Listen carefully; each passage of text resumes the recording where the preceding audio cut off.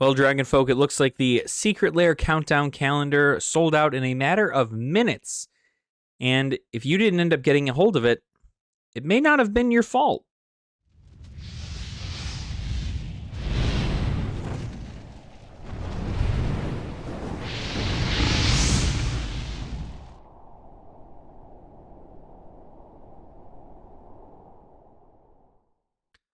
Welcome on in, Dragon Folk. I hope you're all having a fantastic day. I know I am.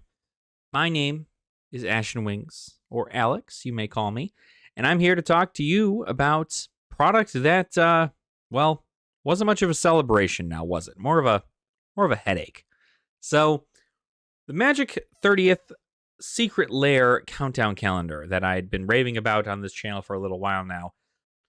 A product that I had made an update video specifically to tell all of you to make sure that your accounts are made, or that you make sure to sign up for the email notifications for the specific thing.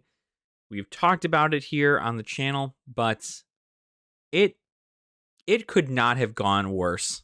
I guess it probably could have, but gosh, this is crazy. So the Secret Lair, for, it was only a limited product, right? Only so many of them were made. Once it sold out, there were not going to be any more. And the reason for that is because they planned to make a whole bunch of them and then make sure that they all got shipped out and to people's doors by December 1st so that they could open it one pack at a time from day 1 of December all the way until the end. Now, obviously, 30 packs does not mean 31 days in December, but 30 is what they're celebrating, so that's kind of what they went with. But this is far from the actual issue. What had occurred here was, in fact, a lot like what happened with the Here Be Dragons Secret Lair, except it wasn't third party, which is probably worse, actually. The Here Be Dragons Secret Lair release that went over on the Beetle and Grimm's website there was only 10,000 units. We knew there were only 10,000 units, and within those 10,000 units, you could buy 10 at a time. That was the max you could purchase, was 10. And because of that, you had the idea behind scalpers and flippers and so on and so forth, because you knew you were going to make money on this, right? Like, you knew if you made a general investment to buy 10 of them at $150 a piece, then you were definitely going to be getting that profit. Now, granted, it was $125, but it was $150 after taxes and everything. So this 30th anniversary Secret Lair probably looking to be about $175, I want to say, out the door. But more importantly, getting 10 at a time was not a problem for people at the Beetle and Grimm website. You had to order the Here Be Dragon Secret Lair off their website, and I bought 2 of them, and I did not have an issue at all of being able to purchase any of them, to get my account signed up, to properly make sure there was enough in stock. I had no problem, right? But over on the Magic the Gathering website, well, there was some problems. So from what I could tell, there were a few things, right? First and foremost, there were people who were upset all over the place because this is a limited product. And how dare you create a limited product to celebrate Magic's 30th anniversary and not make it available to everybody, right? Whereas, again, I've talked about in several other videos about how there's promos, right? We're revisiting the Brothers War. There's several different other special Secret Lair things. They seem to be giving out a bunch of free nonsense to people over the next, year. We're revisiting big places that have been part of Magic's history. Like, there's a lot of stuff that's being brought to people through Magic 30, but this was definitely a letdown, and not just because that it was a limited product. The reason it was a letdown is because Wizards did not, for some reason, prepare their website for something like this. There were so many individuals who attempted to purchase product and were stuck in a queue to purchase product, which is mind-blowing to me that you'd have a queue, considering the fact that you had, I don't know, a few 100,000 people trying to get access to the site at the same time. Well, within your queue, you also had bad gateways. If you've never seen what a 504 bad gateway is, it's essentially the website just kicking you out and just making like, okay, well, you got to have to start over, right? So you go to get your stuff back into your cart, your place in line has changed. There are so many different issues that went wrong with this website. And the big issue there also is that if you were ahead of everybody else, you were able to buy 10. You were, again, able to buy up to 10 of these secret lairs. So if there were an estimated 10,000 of them made, let's say, then that's not a lot to go around, especially if you happen to get in at, even 8:06 or whatever, right? Or whatever the time was, I guess. I guess it was like 9:06. But I think the bigger problem here is that it's not even so much the fact that it's sold out in 10 minutes, right? Or the fact that it's sold out, or the fact that it was a limited product at all, right? The fact was that there were so many people who had issues that had the product in their cart and were not able to purchase it. They just were not able to buy it.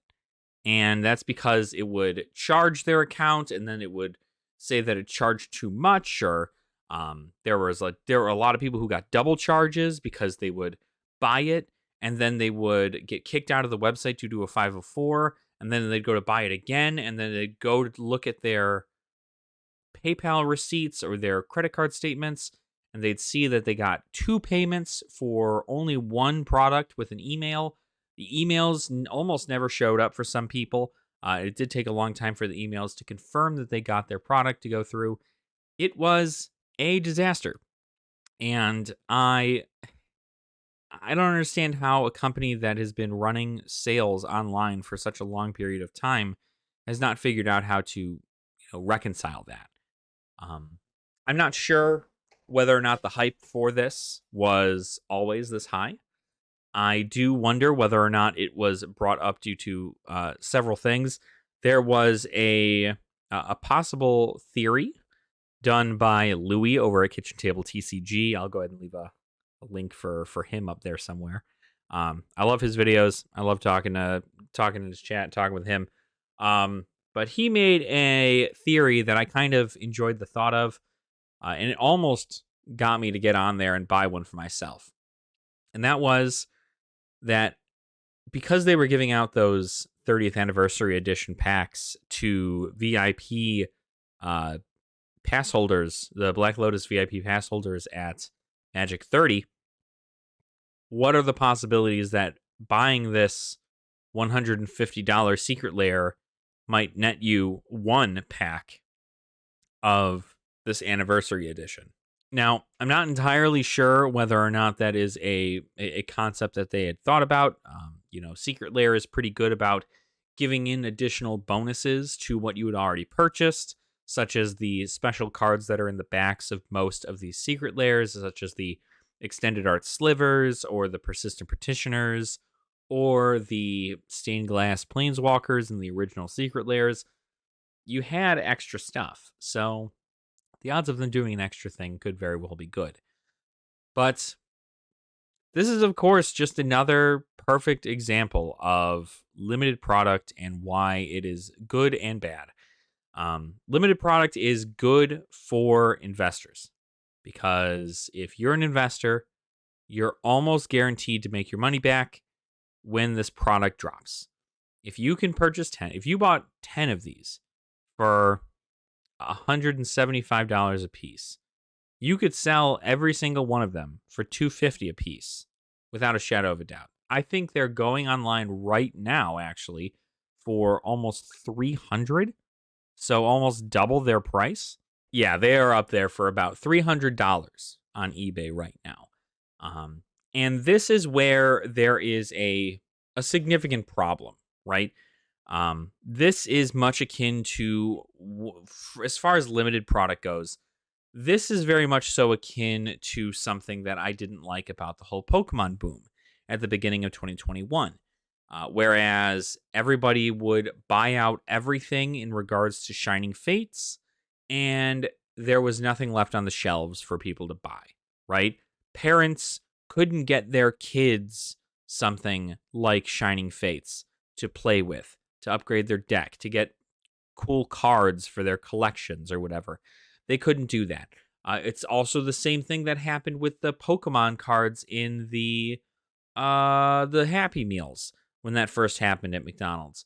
A huge problem. There were so many people buying Happy Meal after Happy Meal. They'd buy like 200 Happy Meals, throw out all the food, and then just keep the cards. There were some people who just bought the entire box of the cards. You were able to just purchase the box for, I don't even know what it was going for, and you were able to just buy it and just right off of a McDonald's employee. When I see products like this being limited, I look at it from several perspectives, but I think from a player perspective, from a general enjoyer of the game, and somebody who likes to celebrate the cool stuff that Wizards does, or that Magic the Gathering contains, seeing things like this is a big flop. Now, call me a hypocrite, because I did buy the Here Be Dragon Secret Lair. I was able to get 2 of them. But I think 2 is at least reasonable. Getting a couple, reasonable. A lot of people do 2 so that they could sell 1 that paid for both of them, right? And you essentially just get money back for something else. And that's kind of how I view those things. But there are people out there who will just buy 10. And they don't buy 10 because they want to give 1 to each of their friends and then have everybody open up the secret layers at the same time.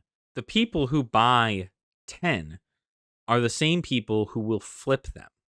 All of these eBay pre-orders and stuff for $300, that's people who bought 10 of them, locked in their pre-order through Wizards at 10 of them, and then went, okay, I know I got 10, so I know I'm going to be getting 10, which means that I can put up a pre-order for 5 of them at 2 times their price, and I've made all my money back, which is awful, right? I don't like flippers. I don't like that. I like that with long-term investing. You're able to, make your picks and your choices and, sets that you might enjoy sitting on, whether or not it be just like a couple cases from something. Buying draft boxes by the case are not depleting the amount of resources that players can get to play the game. What is doing that is taking limited product, and instead of capping it at a 1 per account kind of deal, instead you're making it so people are able to buy 10 at a time, and therefore robbing at least probably 8 to 9 people of their own Magic 30 experience. And I think that's really the biggest takeaway from all this. I understand from a collector and from an investor standpoint that you're going to want to get a lot of them because obviously your return's going to be good. You knew, I think everybody knew, that with limited product, anytime Wizards specifically puts limited product onto something, it will sell out very, very fast, and it will definitely go for double its money. At least double its money, right? And that's strictly because you're not able to get it anywhere else. That is a print, to supply. Like, that's it. Like, that's all you get. And there won't be any more. There won't be any more Secret Lair 30th anniversary edition stuff out there. And now, because it's a premium and people who did want them, maybe those people who, were stuck in bad gateways or stuck in lines, or maybe they, were at work and they didn't have an opportunity to pick up their phone to, put in the order. Or maybe they, only had 5 minutes and they figured it'd be a quick in and out, but their website broke and there were bad gateways everywhere. Now those people who did truly want one for the sake of wanting one, for the sake of opening it and experiencing it as the product that it was meant to be, instead now those people are going to have to buy that product for double the price. And that's cornering the market 101, right? I don't know. I feel like this product is not they are game pieces. You can use every one of the cards in here. So theoretically, they are game pieces. They are reprints. So it's not like you couldn't buy any of these cards elsewhere for probably cheaper. But I think the point still stands that the product was meant to be opened, day 1 of December, all the way throughout December, celebrating Magic's 30th anniversary. And there are so many people who decided to take advantage of this, utilize whatever programs they had, or maybe even, try to DDoS the server or something, and get 10 on maybe even multiple accounts, and then buying them to know that they're going to flip them online. And there's not going to be any more. Everything's sold out in 10 minutes. So it's unfortunate situations like this that make me really, really sad for Magic the Gathering, for really any card game, because my empathy and my open mind allows me to see both sides, right? If I knew that I could make quite literally double my money by purchasing a product like that, like within minutes I can double my money, I would do the same thing, right? I don't know why I wouldn't. And the reason I didn't this time is because, frankly, I didn't want to risk it. I also knew I was going to open the product if I did end up buying one. And these are things that I would have held for a very long time instead of flipping immediately. And because of that, I would not have gotten a quick enough return for me to take advantage of. That's just how I viewed it, right? But I just hope that everybody who wanted to get one for the sake of its purpose gets one. And I hope that flippers, I don't know, I hope flippers leave. It's sad. It's sad to see so many people miss out on a product that they were genuinely excited for. Miss out on it because somebody decided that they wanted to make a profit, right? That's something I don't truly like about Magic, about any TCG really, is the people who view it as a way for them to steal a fun experience away from somebody just to profit. And flippers, I don't like flippers. I don't like flippers anywhere. So I don't know. I'm sad to see that the website was not very successful in creating things. I'm happy that some people were able to get through and get one. If you are going to be opening it, or if you got one, right? I know a lot of people said they were going to get like 1 or 2, maybe even 6 or something. Let me know in the comments down below. I'd love to hear from you. Let me know whether or not you guys got gatewayed, or got caught in the line, or you were able to actually purchase your product, because I'd at least love to see it. I'd love to, be a part of something like that. And theoretically, I will. Some content creator out there other than myself definitely got one. So they'll open it, and they'll open it once a day, every day for the entirety of December. And it'll be a fun little thing for their channel. And unfortunately, I won't be able to have that content for mine. But I feel like I provide a little bit more than just pack openings of stuff that we already know exists in these packs. So, again, let me know in the comments down below what you think about this whole fiasco. Let me know what your experience was with the Secret Lair anniversary countdown calendar. And while you're down there leaving that comment, make sure to like the video and also subscribe to the channel as well if you have not already. And you can also join our Patreon if you wish. The link is in the description down below. You can always go ahead and find it there. You can support at any tier. It's definitely not necessary, but we do have some pretty cool levels for people to join. So I always appreciate the support, but again, definitely not necessary. So thank you all again so much. I do really appreciate you allowing me to take up some of your time today to talk about something that I love dearly. And I will see you all very soon. Nerd out.